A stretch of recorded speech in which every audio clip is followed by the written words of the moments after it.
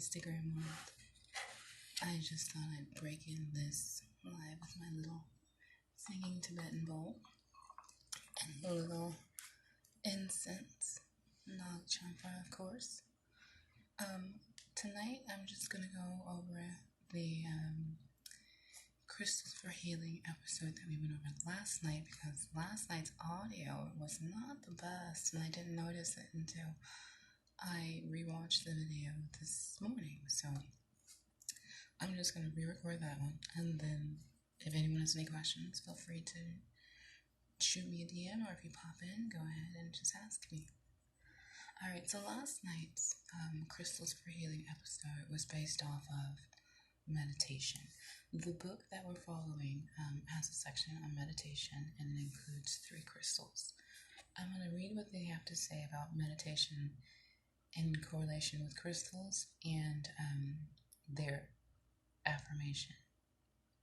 But then afterward, I'm going to tell you the crystals I chose because they're different from the ones they chose.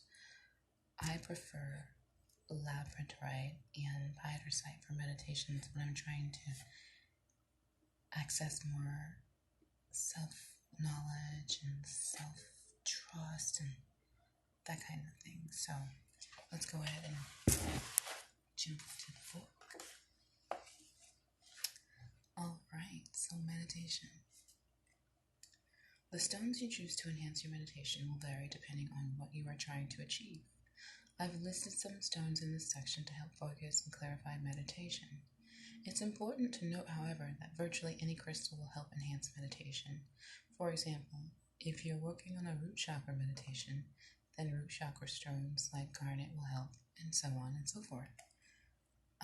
Then the little mantra or affirmation that comes along with it says, I am one with the universe, and I connect to a higher conscious now.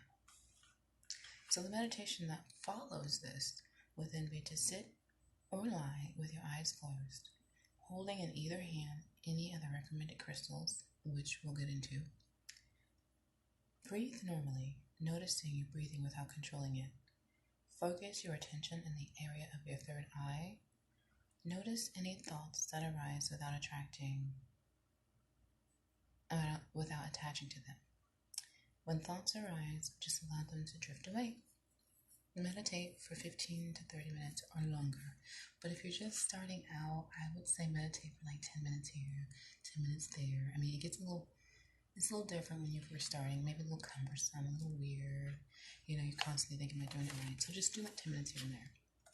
Alright, so then it follows with the crystals they selected. I'm not really going to get into them, but they said selenite, clear quartz, and super 7. Very good choices, but I prefer the ones that I'm going to talk about tonight because I kept finding them like randomly popping up on the internet, so I figured someone might have questions on them, or maybe you guys just need to know about them. I'm not sure. Either way, let's continue. So, Labradorite, it energizes all of your chakras. It's known as the protector and the bringer of light. This is a very high vibrational stone. It associates itself with the crown and third eye chakras. It also is known to raise your consciousness and connect you to the source, while repelling negative vibes from your aura to keep your aura nice and clean. It's a stone of esoteric knowledge and initiation into the mystery schools. It aligns the physical and light bodies to walk the same path. It strengthens the faith you have in yourself, like if you were starting out on a new venture or whatever have you. It's also known to relieve stress if you were to give it in like a form of a palm stone. You kind of just have it on you in those tense times. If you're in a situation where you're not sure what all is happening, this stone helps bring out the true intentions of the person and or situation. So it's very good for keeping on you if you're going into maybe an issue or you're going to have an argument per se. Also known to help during times of transformation, as it helps the body and mind for ascension. Now, during this time of this Leo energy and this Kemetic New Year, all these crazy retrogrades, I would say that Labradorite is a very important stone to have just to help you through this period, because it's very, very, very intense energy. And if you're not grounded, if your aura is not clean, and if you're just not attached to the right things per se, like crystals, it might be a little rough on you right now. A lot of fighting I've noticed going on. Alright, so that was Labradorite. So the next stone I wanted to talk about was Pietersite. It's spelled so weird. It's Pietersite. Now, this is a stone straight out of Namibia. I don't think you can find this anywhere else. So it's really a stone special to Africa. Now, this one associates itself with the third eye as well. It's known to simulate your third eye. It helps increase the intuition and self-guidance link between yourself and your higher self. It clears blockages from your chakras. It also promotes your own truth. It helps you to speak out and not hold your tongue when the matters that I had maybe a little sensitive or speaking up to. And this stone is also called the key of heaven. It connects consciousness to the spiritual realm, and it strengthens your own etheric cord per se. So it's a very interesting stone. I thought it was really gorgeous when I first seen it. Unfortunately, I don't have any right now, but I will definitely try to get some into the shop to show you guys. I got sidetracked. It aids in the journey to the Akashic record. So if you were like a hardcore advanced meditation person, you could get into it. Yogis, I believe they're called. You could get into the Akashic record journey, and this stone is known to help and aid into that. This is the part I thought was really interesting about this stone. It says it helps remove and dispel the illusion of separation set in place by those around you. Now, that was a very interesting quality for a stone to have. And in this day, with all the separation, I felt like that is a pretty important thing to dispel that illusion. And lastly, it grounds your etheric body.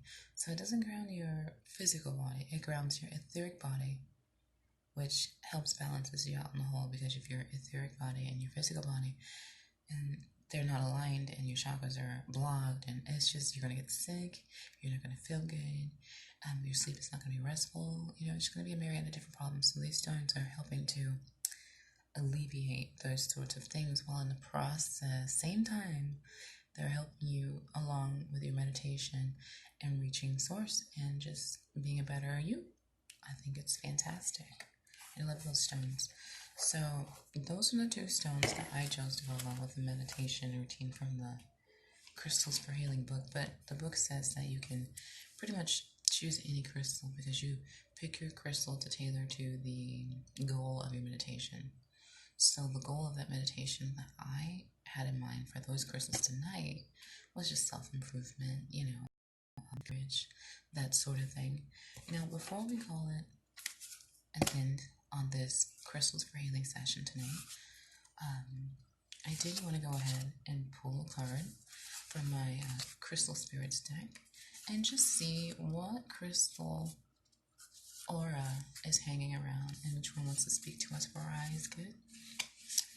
Usually it has 3 or 4 sessions to read pertaining to each card. Each card only has a picture and then it reference the book. I'm not going to do anything kind of personalization to the definitions. I'm just going to read the definition for whatever card decides to pop out. I just cleansed them really quick in the incense smoke. But they already were cleansed from the singing bowl earlier, and the selenite light, and the 432 hertz playing in the background. I'm sure you guys can't hear, but I play that to keep the baby sleeping. So yeah, let's go ahead and choose a card.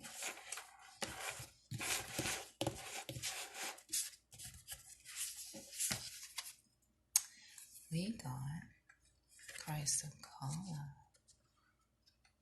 Beautiful card. find that and I'll show you it one more time because I know it was kind of fast.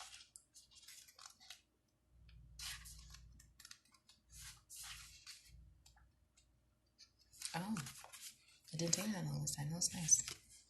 Alright. You guys see that? Chrysocolla. Essential meaning: speaking your truth, heartfelt communication, right speech. When you speak your truth, you are being true to your soul's desire to participate in co-creation of a better world and a better life for you. Chrysocolla's spirit message for clear, authentic speech that arises from your heart is this: the force of the conscious universal here every day as you speak up and speak out. For you can be a clear channel for what needs to be said. Your voice is still very important, for you are a unique being with your own calling and destiny, and the conscious universe expresses truth through you. Practice choosing your words consciously as you voice a difficult truth or speak up on behalf of someone who has felt powerless for too long. Be assured that because of your commitment to heartfelt communication, your voice will ring out, cutting through the noise today. Now, that was just a general message from Chrysocolla's aura, but there's also the relationship message and the prosperity message. The crystal meditation brings it to a close. So I'm going to go ahead and go skip to the crystal meditation. If you guys are interested, you can DM me and ask me the prosperity message from Chrysocolla or the relationship message from Chrysocolla. So if you're curious, go ahead and DM me. If anyone decides to jump in these lives in the future, you can just tell me which one you want to hear, or maybe I'll just start reading all of them. We'll see. Okay, so the Crystal Spirit Meditation. Chrysocolla is an excellent stone to use when we need assistance in speaking up and speaking our truth.